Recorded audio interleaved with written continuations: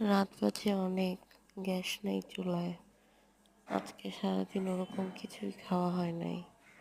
দিনটা অনেক কষ্টে কাটছে।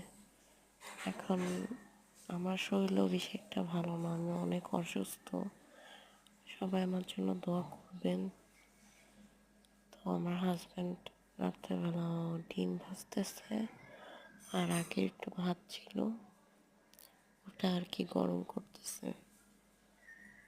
তো আমি ভয়েস ওভাবে দিতে পারতেছি না। তো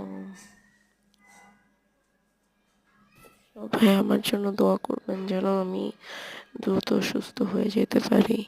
আর দেখা যাচ্ছে যেখানে থাকি সেখানে গ্যাস নাই, তারপর এক ধরনের মানসিক কষ্ট, মানসিক প্রেশারের ভিতর থাকি। তো সবাই আল্লাহর কাছে একটু দোয়া করবেন আমরা যেন একটু ভালো থাকি। ধন্যবাদ।